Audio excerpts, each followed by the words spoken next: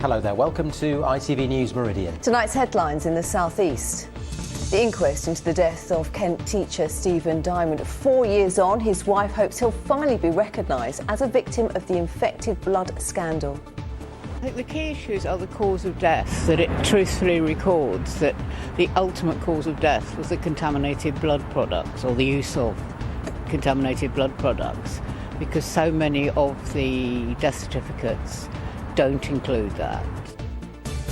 Could we really see the return of an old disease? Health experts are testing wastewater in Sussex for traces of polio. Also this Monday evening, how boxing is helping disadvantaged young people into meaningful work. Sarah has all the sport. And a special time for family and friends. We meet the Gills in Gravesend as communities come together to celebrate Diwali, the Festival of Lights. Good evening. It's one of the worst scandals in the history of the NHS. The lives of thousands of people affected by contaminated blood transfusions. This summer, compensation payments were agreed for some victims and families, but it came too late for campaigner Steve Diamond, who died in 2018. Well, today, at an inquest into his death, his widow said hospital doctors in Kent failed him when he needed them most. John Ryle reports. 4 years after the death of her husband, Steve Diamond, his widow wants the inquest that started today to record infected NHS blood as the primary cause of his death at the age of 62. Steve had haemophilia, and after receiving contaminated factor VIII, a clotting agent, he developed hepatitis C and liver cancer. I think the key issues are the cause of death, that it truthfully records that the ultimate cause of death was the contaminated blood products, or the use of contaminated blood products, because so many of the death certificates don't include that. Sue also wants the inquest to examine the events leading to Steve Diamond's death at the QEQM hospital in Margate. He was admitted with internal bleeding. She believes that had he been transferred to a specialist blood unit in London, he would have survived. Instead, she says, there was confusion about how to proceed and a critical 5 hours during which he appeared to be ignored.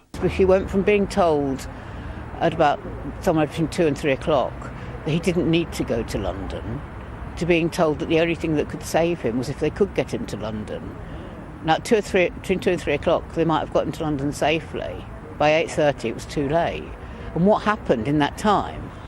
Sue dearly wishes her husband had lived long enough to witness this year's legal victory by his fellow victims and campaigners. And she wants improved hospital facilities for haemophiliacs to be his legacy. Tomorrow, the inquest, listed for 5 days, will hear from doctors in the case. John Ryle, ITV News, Maidstone. Now, Tory MPs from across the southeast say they're pleased the party can unite behind a new party leader and Prime Minister without the need for a drawn-out contest. Rishi Sunak was today confirmed as the one heading into number 10. Our political correspondent Phil Hornby sent this. The only other possible candidate, Penny Mordaunt, dropped out just a few minutes before the 2 o'clock deadline. So Mr Sunak was proclaimed the winner. He went to Tory headquarters. His message to people there was, we as a party must unite or die. Well, I spoke to a couple of MPs from Kent, one of whom wanted Penny Mordaunt, and first one who really wanted Boris Johnson. You supported Rishi in the end, but would you really rather have had Boris? Oh, absolutely. No, I'm quite open about that, yes. And also I would say this, if Penny Mordaunt had got over the threshold and there had been a vote amongst members and she had won, then I would have put my support behind her as well. Because the one thing that we haven't been good at doing is supporting our leaders. He's got to bring the party together. Is that remotely possible? It's possible for him to bring most of the party together. There will always be people with a chip on their shoulder. But I think if Penny and Rishi Sunak and Jeremy Hunt and Ben Wallace work together, as they will have to, and I hope they will, and I know they will, in the national interest, then our duty, irrespective of how we feel personally, is to get in behind the Prime Minister and his team and give them all the support that we can possibly give them through what are going to be some very, very difficult months. Possible to bring most of the party together, says Sir Roger Gale. Well, Rishi Sunak's first Prime Minister's questions will be here on Wednesday, and then all eyes will be on the House of Commons next Monday for Jeremy Hunt's big financial statement, which will probably include more tax rises and almost certainly include spending cuts. Phil Hornby reporting there. Next, a coroner has called for more evidence on how a 14-year-old boy was able to gain access to a closed fairground in Dover where he died. An inquest heard how Mackenzie Croxford Cook became trapped on a thrill ride in Penster Gardens early in the morning on the 3rd of August. The hearing has been adjourned for 6 weeks, so more statements can be gathered from the operator of the travelling fair and the local council about security and fencing of the site. Ambulance workers from the South East are being balloted for strike action. The GMB union says paramedics from South East Coast and South Central Ambulance Services, which covers Sussex and Kent, are voting on whether to walk out about pay. People hosting Ukrainians as part of the Kent Homes for Ukraine scheme are to receive more money every month as part of a county-wide increase. KCC says it's to recognise the increase in costs in energy, food and inflation. Now, wastewater in Brighton is being tested for traces of the polio virus. It's to see whether it's spreading following its discovery in water in London. Well, today is World Polio Day, which aims to eradicate the disease last seen in the UK back in the 1980s. The authorities want parents to ensure their children's vaccines are up to date so polio doesn't become established again. With more, here's Kevin Ashford. Mahfouz Rahman caught polio as a young child growing up in Bangladesh. He says the disease has had a lifelong impact. I still try to do some activities, but I cannot do it at the scale really I wanted to do. So it limits with what I want to do, and also in terms of daily life, it also affects me doing a lot of the work I want to do, because I put off myself doing the heavy things I can't do because of my leg movement. But over these families there hangs a new threat, the menace of polio. Polio used to be a common illness in the UK. It's an infectious disease spread by a virus that can cause paralysis and in some cases can be fatal. A vaccination campaign eradicated polio as a threat here in the 1980s. Traces of the virus have recently been found in sewage in London, and similar testing is also taking place in Brighton. We're monitoring sewage around the country to check whether the polio virus that's been found in London has spread elsewhere. So if we don't find it, that will be reassuring. But if we find it, it's clearly a concern and we will need to take action. The best way to protect yourself is to make sure you're up to date with your vaccinations. So we want parents to make sure that their children are up to date, and if they're not sure, call their GP to catch up.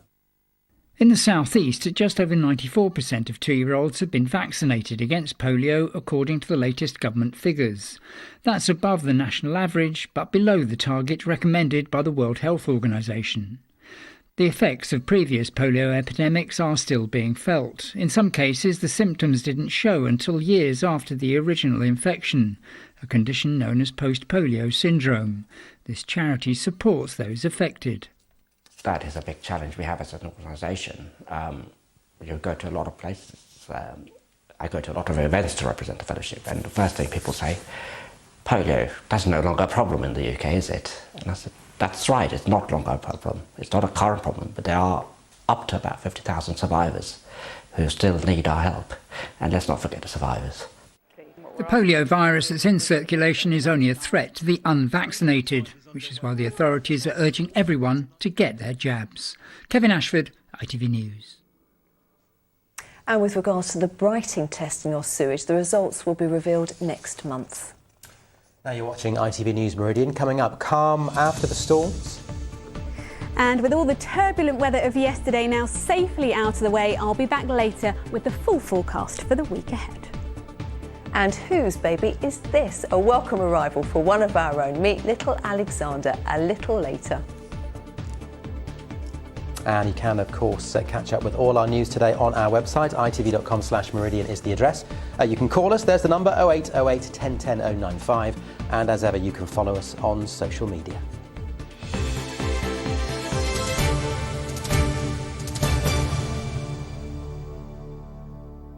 Now, there are stark warnings. We face a crisis in our prisons as recent figures show 1 in 7 prison officers left their roles over the last year. Well, justice reform charities say that overcrowding is already a huge issue, and without more staff and prison capacity, the safety of those who live and work in them is in serious jeopardy. With more, here's Nick Smith. Being behind bars should be a place of punishment and also one of rehabilitation. But a lack of prison officers makes the latter much harder to achieve. Chris Atkins, a journalist and filmmaker, spent 2 years in jail for fraud and now has a book and podcast about the realities of prison life. The sort of trauma and abuse that prison officers faced on a daily basis was absolutely horrendous. And there was a joke that, we were all there as prisoners because we were forced to be there, but the poor officers obviously had to be there through choice. And you could see that a lot of them were choosing just to leave, in some cases after a matter of a few weeks. Almost half of prisons nationwide are overcrowded, with Elmley in Sheerness listed as the worst in the country, with HMP Maidstone not far behind, at well over 100% capacity. The current prison population in England and Wales is approximately 80,000, and it's set to rise to 98,000 by 2026. But at the same time, staffing levels could move in the opposite direction. 1 in 7 prison officers left their roles in the last year. More than half had been in the job less than 3 years, suggesting that retention is becoming a problem. You can't increase a prison population when you can't staff the prison population. So when you have lower staffing levels, the relationships between staff and prisoners is compromised. Violence and safety issues increase. Staff leave or staff sickness increases, and so it becomes this vicious cycle. It is a perfect storm, and people don't want to work in really challenging, complex, unsafe places. The head of the Prison Reform Trust, who spent many years as a prison officer, tells me that understaffing and overcrowding should concern everyone. Prison officers they're like the oil in the machine. They spend an awful lot of time, when numbers are tight, just going around locking and unlocking cell doors. It's an incredibly wasteful use of a skilled, trained officer's time. So overcrowding makes for a very dysfunctional system.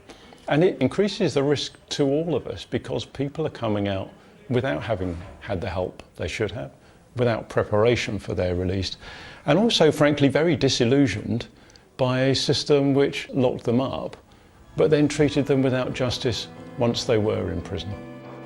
In a statement, the Ministry of Justice told ITV News that pay has increased by more than £6,000 a year for trained officers, and they plan to recruit an additional 5,000 by the mid-2020s. They are opening 3 new prisons and building on existing sites to offer places for another 7,000 inmates. But even with these commitments, those with experience of the prison system are far from convinced it will be enough to ensure life behind bars is a safe and productive place, where many of those serving time can be readied for their eventual release. Nick Smith, ITV News.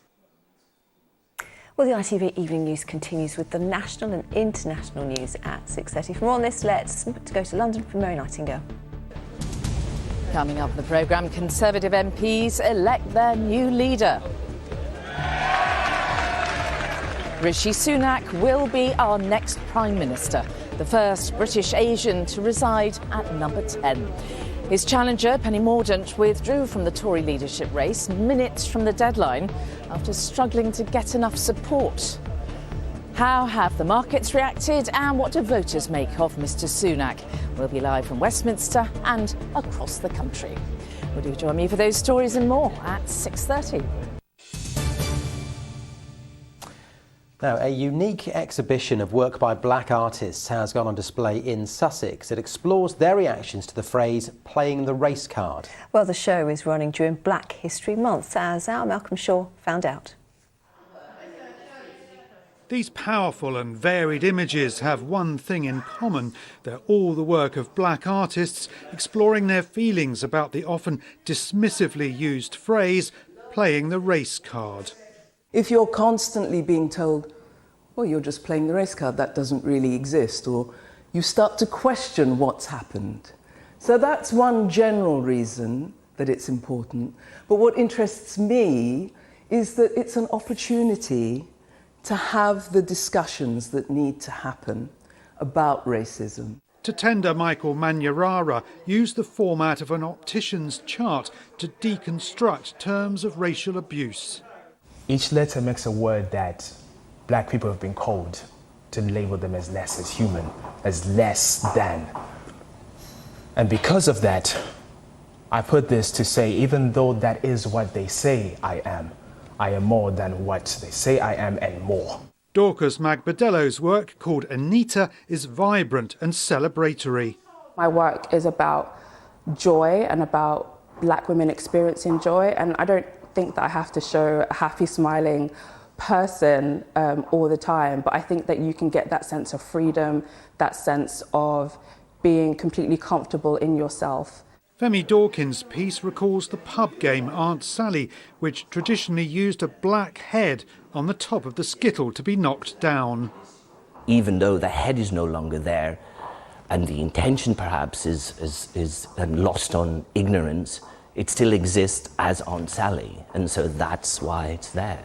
Opening during Black History Month, the exhibition showcases work by 25 artists. I kind of feel sort of really proud and humbled, to be honest, that people have taken it on and run with it. But it also shows that almost that, you know, that this dam is too high and there's a lot more water to come, you know? Playing the race card is being staged at the Green Half Studio in St Leonards-on-Sea. Malcolm Shaw, ITV News. Now, Hindu, Sikh and Jain families are celebrating Diwali today. Well, Sikhs refer to the day as Bandi Chor Devas to commemorate the release of the 6th Guru and 52 kings from prison in 1619. Megan Samurai visited a family in Gravesend who told us why the festival is so special to them. 3 generations coming together. The Gill family from Gravesend share their memories of Bandi Chor Devas growing up. When I was growing up, it's your kind of age, the temple was a smaller place. Yeah. It's like just got bigger and bigger, isn't it? There's more people coming in. Back in the day, you said that it was a very small community. Now it's people come from outside of Gravesend, from Rochester, from Birmingham, wherever it is. I remember living in the first when I came in, I lived in Darley Road. There was only number of people. You know the names, you know their villages, you know their ages, you know where they work. For you, Diwali? I think Diwali is main just going to the Gurdwara, I think seeing the fireworks as well, and I think uniting people of Sikhism together, seeing everyone get together and just commemorate what we're doing this for. I think that's important as well. It's so important because we have to tell your young generation to carry on. Otherwise, if you don't tell your background, your histories, there won't be any of your... It will fade away, won't it? Yeah, I think it's important to preserve the history of what happened in Sikhism. I think when we grow older, we have to tell our children and the people younger than us like what we did, and we have to carry on the story of what my father and what my grandfather was on, which I think... Well, just got to keep it alive. Yeah. What is your favourite thing about Diwali and Bandi? My favourite thing would probably just be the food. Yeah, I mean that's probably the easiest answer to give, but I think it's quite interesting to learn about the history of why we celebrate this, and I think it's just interesting. But the food is the main thing, isn't it? Probably like the mithai and maybe the tea and the samosa and that's the Indian sweets and mithais. That's it. Yeah, that's it for me. For me personally, again, it's the scenario to sit down and eat loads of food and stuff. But like you said, the social side of it. You go to the temple, you haven't seen people for a long while. And you see them there, and you can have a little bit of a catch up as well. So it's good. So if you have not prayer all the year around, at least this day or today, or at least one day, give you a chance to do your prayers, get more close to the God. Yeah. Apart from apart from the Sikh community, as a celebration, the other communities come as well to join in, especially for the free kitchen. Free. Community spirit and food are 2 things this festival isn't short of. Megan Samurai, ITV News, Gravesend. Oh, that food does look amazing. We do wish you a very happy Diwali. Now, Pip is here. And Pip, we had some very turbulent weather yesterday. I'm hoping something more calmer is in the forecast. Yeah, I bring good news of sorts. Yes, of course, half term for many. There are some showers in the forecast, but nothing like we saw yesterday. Speaking of which, take a look at this sequence. So this is our usual radar picture, but overlaid there just down towards the south, you can see all these little sort of creamy coloured lines there. Those are lightning strikes. If I run that sequence from yesterday afternoon, you can see we were absolutely inundated. In fact, so much so 40,000 lightning strikes were recorded just yesterday across parts. 40,000. Wow. Yeah, across parts of the south-southeast. To put that into context, that's about a fifth of what we'd expect across the whole year. Wow. So astonishing. Of course, we also had some severe gusty winds, and you'll know I was talking a couple of weeks ago, Matt, about tornadic activity. Yes, you were. Given the setup yesterday and the sorts of gusts and the patterns of damage we saw, there could well have been some of that out there as well. So wow. All going on. So a little calmer now. Calm enough and clear enough skies to see a partial eclipse tomorrow? Yeah, potentially. So there is a partial solar eclipse tomorrow morning. It starts around 10, peaks around 11 a.m. and finishes around midday. And I think for most of us, the sky should be pretty clear. So it should be pretty visible. But a word of warning, health and safety from your friendly Meridian weather team.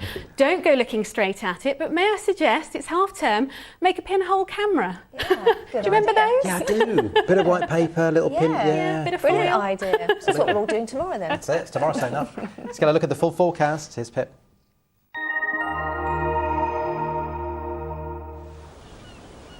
Feels like home, whatever the weather. Valent Boilers and Heat Pumps sponsors ITV Meridian Weather. Well, after yesterday's turbulent weather, things are certainly looking a little bit quieter as we head through the new week. We'll have a few showers on the scene, certainly. It will be breezy at times, but some decent sunny spells coming through. And in the best of the sunshine, dare I say, it could feel actually pretty warm for late October. So this is a setup as we head through the next few days. Low pressure never too far away. Most of any fronts tending to skirt around the west and north of the UK, but some of them will make it towards us, and those will provide a focus for a few showers. And we certainly do have a few showers out there at the moment. They'll become increasingly confined to southern coastal districts through the night, and inland under clearer skies with easing winds, we could just see one or two shallow mist or fog patches cropping up. But for all of us, it will be another mild night, for many temperatures staying in double figures, and even rural spots probably not much lower than 8 or 9 degrees. Tomorrow morning then, a few showers on the scene from the word go, and those continuing on and off through the day, perhaps coming a little further inland for the afternoon. Nothing too heavy expected, some decent sunshine in between, and with that sunshine and southerly winds, it will feel pretty warm in places. Highs tomorrow 18, perhaps locally 19 Celsius. These are the times of high water for tomorrow, then just the one there for Brighton, 11:53 in the morning, and in confirmation of that outlook, still some showers, but warm where we see the sun. Valent sponsors ITV Meridian Weather.